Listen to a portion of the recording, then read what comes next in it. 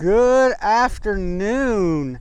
It is, gotta look at my watch, Wednesday, July 31st at about 12:45 in the afternoon. As you can see, I am back to feeling top notch and decided to get back at it. And I was just driving around the area, trying to find a good place to vlog. After all, that's how this channel works. I just go out and find stuff that looks extremely fun or interesting for me to go vlog, and I pull over and vlog it. So we are now at what is called the New Bluffton Cemetery, which has a very interesting past. I don't know many graves here. I just know there's some very old graves, and it's got a very interesting past that I wanted to explore and look into deeper and just check out some of these older headstones and older graves. But let's go and check this out and see what we come across here. Walk a little bit further up, and we've got the sorry about the traffic, it's right off the highway, the historical marker cemetery marker here says this site was purchased in 1931 by the Emery Peck Rockwood Development Company and donated to the Bluffton Cemetery Association in anticipation of the company's construction that would become Lake Buchanan, which is a giant lake that we're near. It provided the red sandstone, which you see on this wall, the cemetery's fence, portico, and well structure. A number of local cemeteries were relocated to make way for the dam.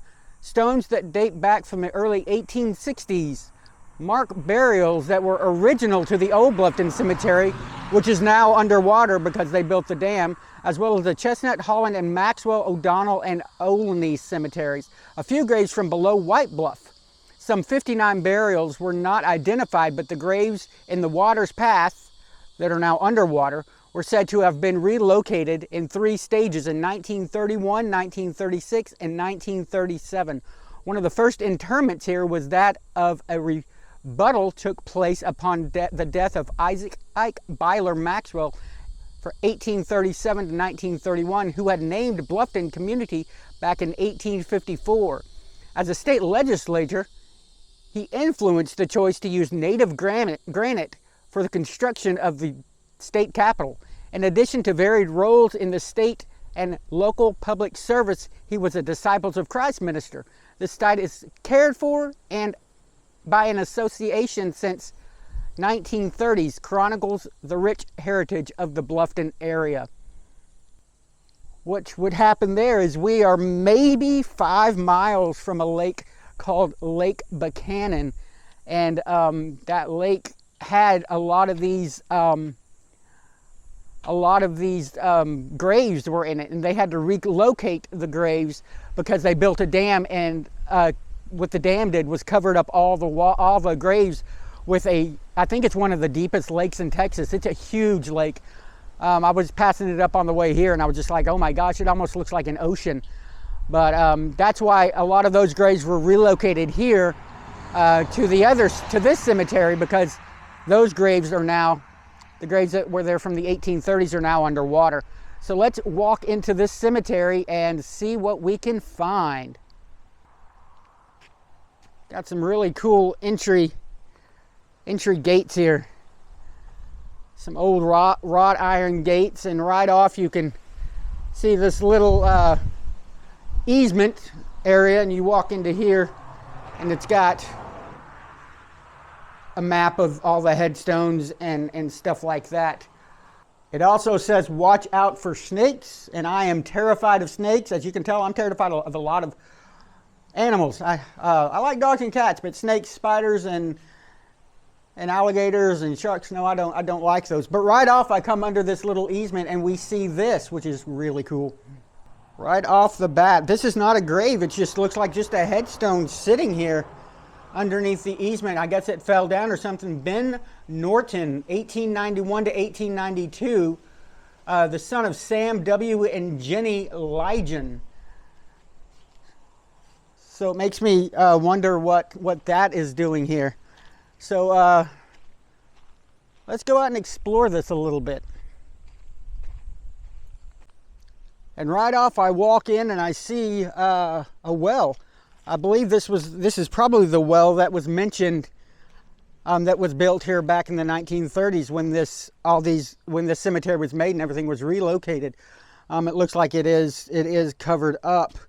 There's a little bitty deal there. Let's see, let's go around here. Looks like there's a little spot that might be opened on this side. Let's check this out and see. Yeah, they're all just covered up with the areas like that.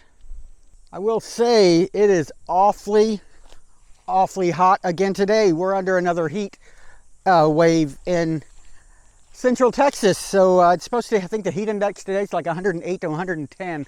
But let's go find some interesting looking headstones and see what we can find here. And right off we come across some pretty interesting, really elaborate, really pretty older headstones here. These had to have been some of the ones that were relocated here. That one was born and died on December 12th, 1867, infant child of Hiram and Nancy Kastner. You go next to that, it's another infant child of Hiram and Nancy Kastner, born January 9th, 1868 and died January 10th, 1868, aged 1 day. Can you believe? I mean, with less than 2 years, losing 2 children. So, and here's Nancy Kastner, the mother. She was born February 11th, 1848 and died July 13th, 1883.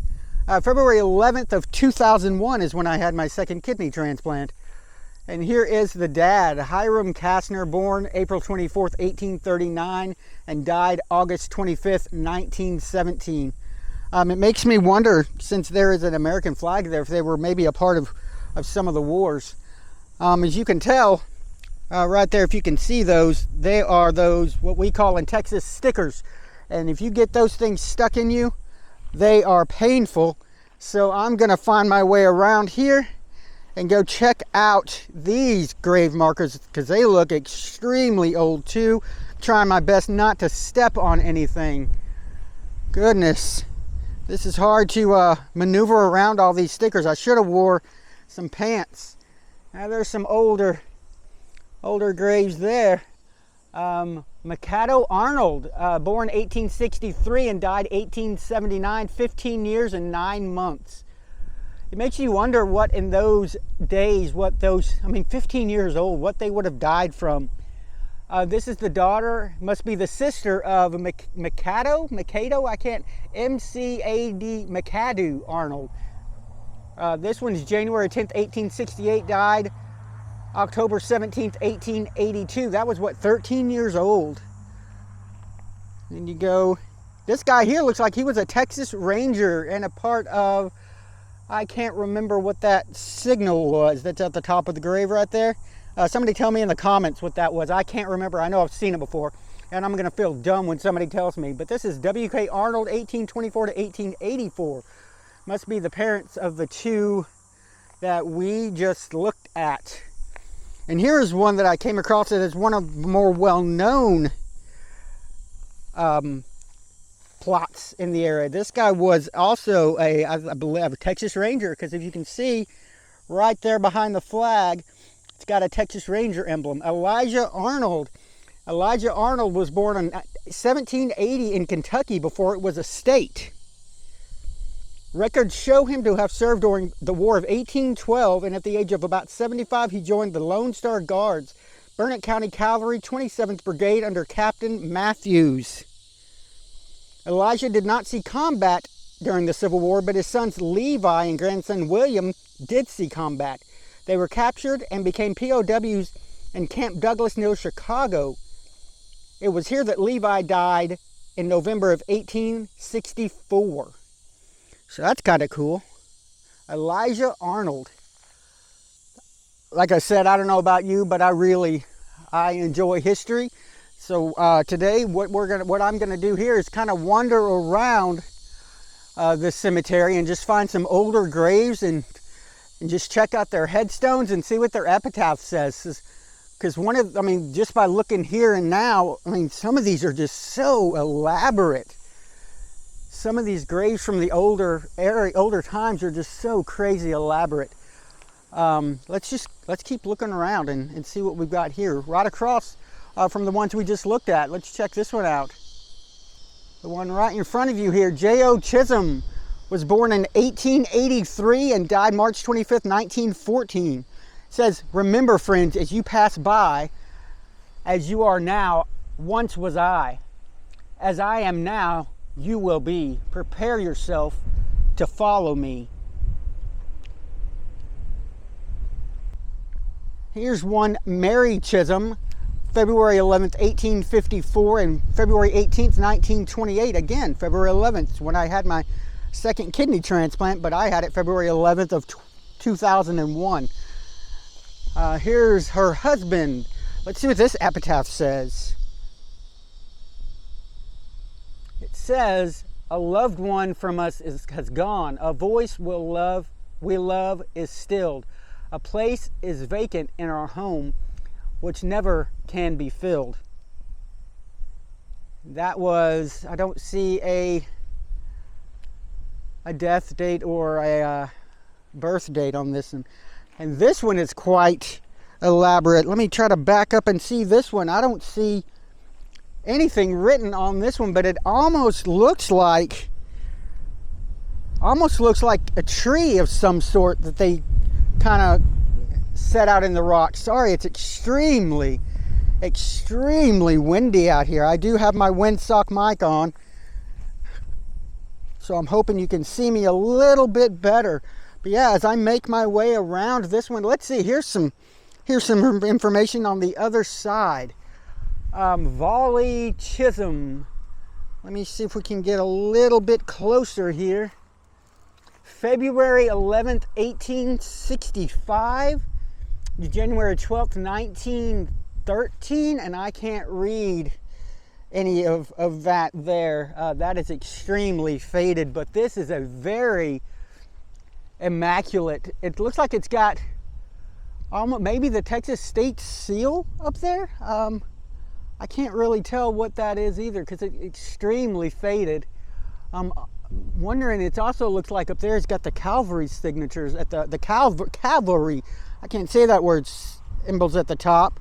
If you look down on the bottom here, it's just immaculate. I mean, it's just the work on this, that somebody chiseled this out, is amazing.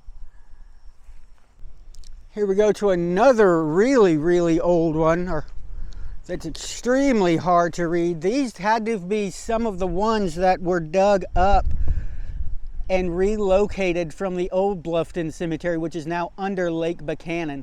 I can't even read that epitaph at all. It was like maybe it says they were born in December of 1896 and died in 1897. So that's just a young child. And if you look on the top there, you can see a bird chiseled into the headstone.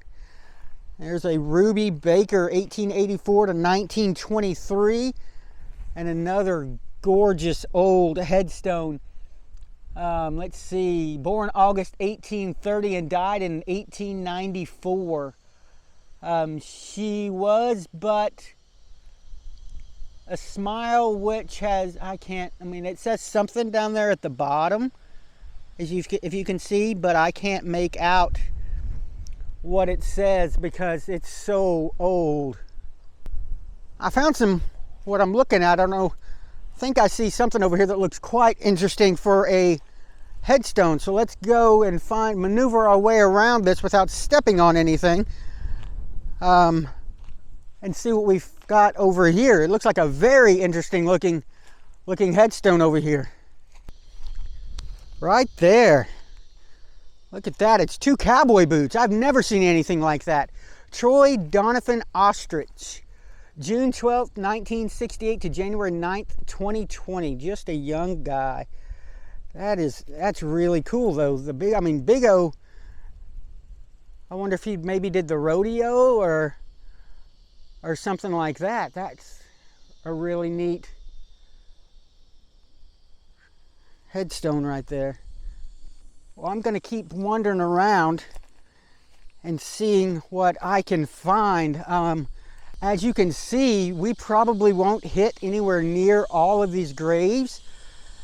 This is a huge, huge cemetery.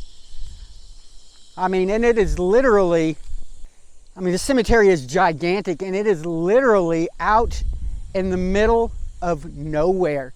I mean, we are probably 20 to 30 minutes away from any towns or any gas stations or anything like that. But I've never seen a cemetery this large be out in the middle of nowhere. So I'll wander a good chunk of it, and so far we've already seen some really cool stuff, so we're gonna keep wandering and see what else we can find here. Here is a grave like I have never seen before, and I don't even see a name or anything on it, but this rock looks extremely old.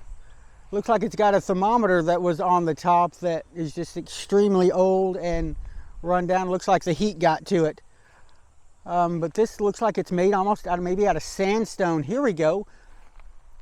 Let's see if it says it's carved onto that. I can barely read it. Elsie something died in 1881, was born in 1840. I mean, as you can see, that's extremely hard to see. Let's keep wandering around a little bit more. I've actually about made my round around this, and I'm just trying to get some of the more interesting older headstones. So I'm going to walk a little bit further and see if there's anything else that I might find super interesting to show. So let's wander a little bit more. As you can see, this one has the Texas Ranger as well. Little cross on it. See if I can get that on the back there around the flag. This one is Monroe Blevins, born June 16th, 1841 and died March 8th, 1874, 32 years old. Wonder if he may have been in one of the wars or anything. Let's go check out this older looking one over here and see what this one. It's getting a really immaculate headstone that can't be read because it is so old.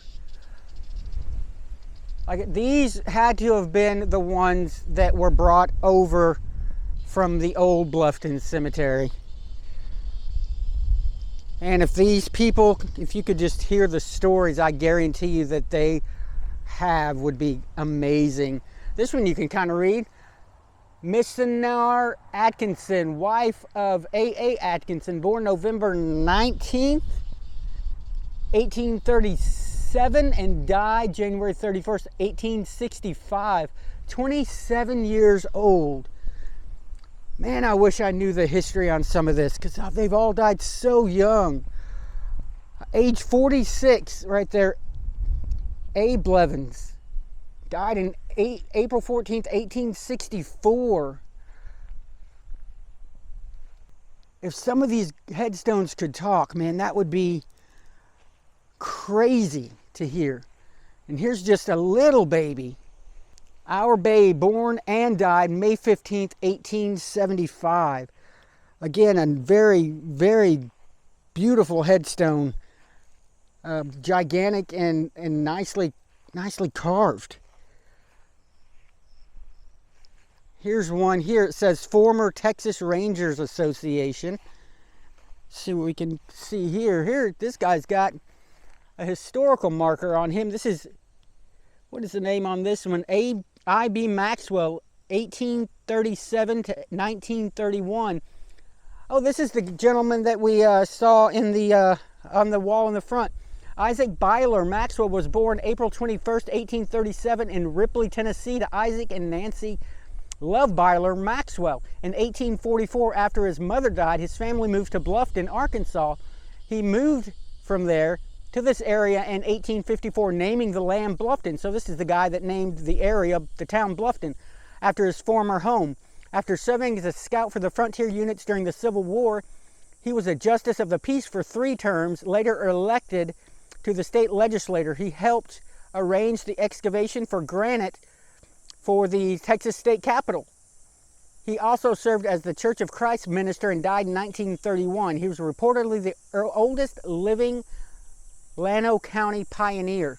And if I'm not mistaken, I grew up in Marble Falls, which is, I'd say, about 45 minutes, maybe an hour from here. And there is a granite mountain there, and that is the actual granite that was used to build the Texas state capitol. So that's kind of some cool history. Here, this one looks quite interesting. It's not one of the older ones, but this one says, in memory of Irene, daughter of J.J. and O.B. Huddleston, born January 17th, 1905 and died December 13th, 1905. It says, sweet babe, sleep in peaceful rest, gone to dwell among the blessed. You've got some more of the older ones back here again. 1833 to 1898. A Maxwell, 1827 to 1896. Your mother has gone to rest. Here's a really old one. 1873 to 1876. It's got a finger pointing to the sky on that one. Delia is the name on that one. But I'll tell you what, it's getting hotter and hotter and hotter, and that wind is just starting to pick up. Wow, here's a super small one. I mean, that one, let's see if I can move some of the grass out of the way of this one here. You still can't read it. Yeah, I don't know. It says gone but to sleep. I mean, that one is just maybe 6 inches off the ground. I'm going to take a look at these last little bits over here and head on out and see what we can find on the way out of here. If I see anything else on the way out, I will definitely pull over. But here's a few more of the older headstones. This one is got another finger pointing up, as you can tell at the top here, if you can see that or not. This one is born in 1883 and died in 1894. And then again, it's got another epitaph at the bottom. Looks like the name here was Jody. This one born in 1881 and died in 1882 in memory of daughter. It doesn't even guess they have a name, in memory of daughter of C.W. and H.I. Hammonds. And then a really neat little engraving on this one here. It's got what's to be almost like an old soldier of some sort on the top, holding up a sword on the very top here, in memory of M.A. Hammonds, born 1855 and died in 1886, so 31 years old. The bottom says, farewell, my father and mother dear, from you a son God doth call. Weep not for me, it is in vain to call me to your side again. And another one here that is just too old to read. It's just completely worn out and worn down. And then, in memory of A.R. Arnold, born June 10th, 1843 and died May 23rd, 1886. So I'm guessing 43 years old. And the cool thing is even on a lot of these older ones, there's somebody, it's like somebody's still taking care of and putting flowers down and putting flags down. So even though he passed away in 1886, his grave is still being looked after. Little Alan, son of W.R. and D.J. Arnold, November 17th, 1876 to June 1st, 1881. So 5 years old.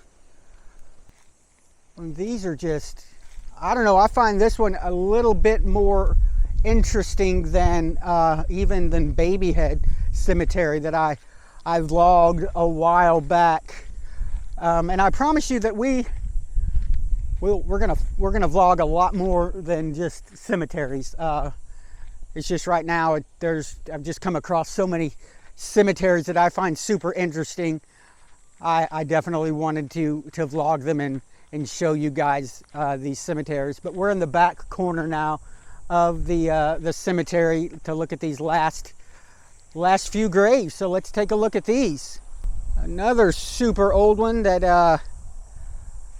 born 1886 and died, I can't tell, but it looks like it said he's 31 years. 31 years. There's a newer one. And a newer one there as well. Right next to an old one. John S. Watson, 1826. Wow, that's one of the older ones we've seen. Died September 18th, 1891. It's hard to break the tender cord when love has bound the heart. It's hard, so hard to speak the words, must we forever part. And then it's got some more at the bottom down there, as you can see, that are just, I mean, it's too hard to read on something that looks like, I guess it's been here since 1891. Which makes me wonder, I mean, here's another super old one, 1835 to 1871. Since these were definitely a part of the other cemetery, I mean, did they just take the headstones from the other cemetery and just bring them here as well? This one is, a voice loved is stilled, a place is something, or something never can be filled. Again, it's so old that I cannot read it. Hey, look what I found over here. See if I can, oh, he's gone. It was a little squirrel running around. So, yeah, those things are always hard to get. There's a channel I watch on here, Adam the Woo, one of my favorite channels. He always gets squirrels and all that stuff, and I've not been very good at it. But yeah, it looks like we are all finished here with Bluffton Cemetery. Again, if I would have gone and vlogged every single grave here that was interesting and old, then I think we would have been here for a very long time. So didn't want to make a video or a vlog again that was super long. But as I walk again, I see another really small interesting grave. Let's check this one out. That one looks like it says Homer B. Allen, and there's nothing on there, no death, no birth, no anything. But by the way that looks, I am willing to bet it was just a baby. There is another grave over here that is catching my eye that I want to look at and see if it even is a grave or what it is. Let's go take a look at this one. It is indeed a grave. It's a newer grave. There's a lot of rocks and melted glass on it. Jean Wilson McBride, 1821 to 1998, and Heston S. McBride, 1920 to 2005. So not much history on that, but that one is super decorated. Well, guys, I think that's it. I think we're going to head on out of the new Bluffton Cemetery and call it a day on this one. Thank you for joining me. If this is your first time, thank you for watching the video. And if you enjoyed it and want to see more like this, please subscribe. If this is not your first time to the channel, thank you for coming back. And if you haven't subscribed, please hit the subscribe button. And I will be bringing vlogs as much as I can. And if you're a returning viewer that has subscribed, thank you so much for coming back. I really appreciate it. I enjoy doing these vlogs and getting them out to you. I enjoy the whole process. So again, thank you. And we will be doing a little bit more than cemeteries coming up. I've just come across a whole bunch of really interesting looking cemeteries, and I just didn't want to pass up getting them vlogged. But if you liked this video, please leave me a comment on what I could have done better, anything that you would have liked to have seen, or anything that you didn't like to see. Leave a comment, hit the like button, and again, subscribe. That helps me out, and it just shows that, you know, it's the best way to support me, and it doesn't cost a dime. So again, thank you, and I will see you on the flip side. Now, come on, guys. You knew you couldn't leave so easily without any bonus footage. Look at this. I was on my way out, and look at this. I saw one more grave that caught my eye, and I thought it was super awesome, so I'm going to share it with you. Take a look at this one. That one is super cool, super eclectic. Nancy Green, born March 18th, 1809, and died August 20th, 1887. And look at this. This is what makes it extremely interesting. She was a citizen of the Republic of Texas from 1836 to 1846. So this lady was here when Texas wasn't even a state yet. Nancy Green, 1809 to 1887. I just find things like that super interesting. But again, I am gonna end it here. I thank you for watching. And one last time, I will see you on the flip side.